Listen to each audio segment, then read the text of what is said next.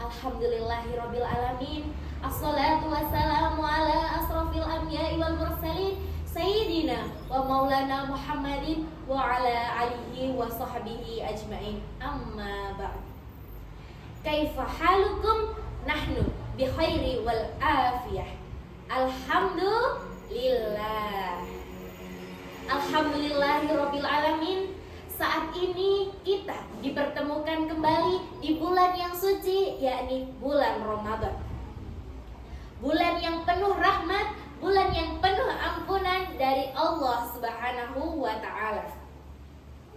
Ramadan bukan hanya tentang menjaga lapar dan haus saja, tetapi juga tentang bagaimana cara kita menjaga lisan dan hati kita agar berkata yang baik-baik untuk menambah pahala puasa kita. Sahabatku kaum muslimin wal muslimat yang dirahmati Allah, lisan merupakan nikmat besar dari Allah Subhanahu wa ta'ala. Dengan lisan kita bisa berbicara, menyampaikan kebaikan, berdakwah dan menyenangkan orang lain. Namun jika tidak dijaga, lisan juga bisa menjadi sumber dosa dan penyebab masalah. Na'udzubillahi min dzalik.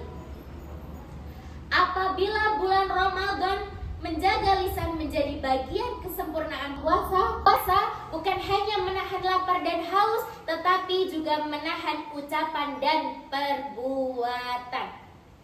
Banyak orang terjatuh bukan karena perbuatannya, tetapi karena ucapannya.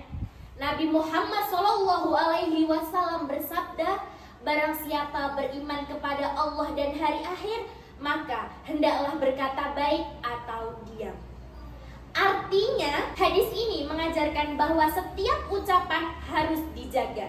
Jika tidak bisa berkata baik, maka diam lebih baik, terutama saat berpuasa. Sahabatku, dalam Al-Quran dijelaskan bahwa setiap perkataan manusia dicatat oleh malaikat dan akan dimintai pertanggungjawaban di hari akhir. Artinya, setiap kata yang keluar dari mulut kita tidak akan sia-sia.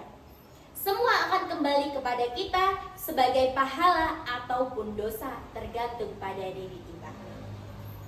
Di bulan Ramadan, pahala dilipat gandakan, tetapi dosa juga harus dijaga. Karena itu kita harus lebih berhati-hati di dalam berbicara. Teman-temanku kaum muslimin wal muslimat yang dirahmati Allah, ada beberapa dosa yang berasal dari lisan kita yang dapat mengurangi pahala puasa. Yang pertama, berbohong. Yang kedua, menggunjing. Teman-teman, saat ini, di era ini, kita jika bertemu teman kita saja langsung melingkar, langsung menggibah. Yang ketiga, memfitnah. Yang keempat, menghina orang lain. Yang kelima, berkata kasar. Yang keenam, menyakiti perasaan orang lain. Yang ketujuh, mengadu domba. Hal-hal inilah teman-teman yang sering disepelekan, padahal bisa merusak pahala puasa dan merusak hubungan sesama manusia.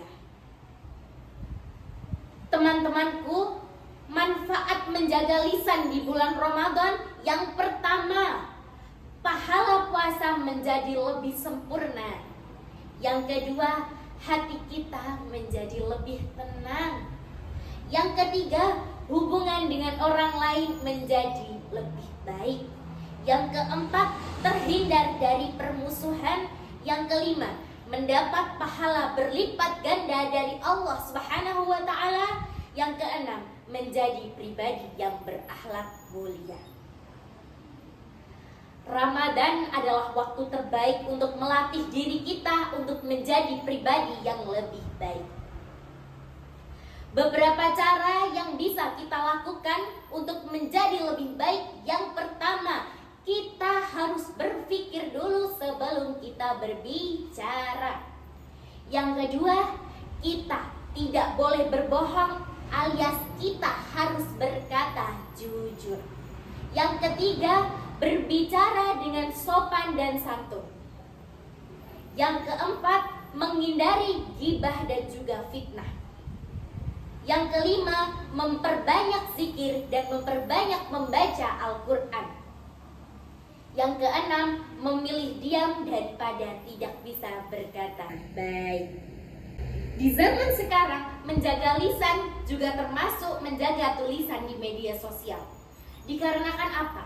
Jika dahulu, jika kita ingin berkomunikasi harus bertemu, namun saat ini kita bisa berkomunikasi dengan yang namanya handphone.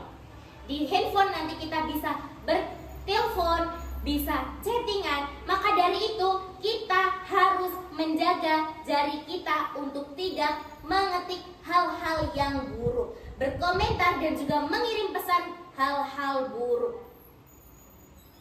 Hadirin yang dirahmati Allah, bulan Ramadan adalah bulan yang penuh berkah.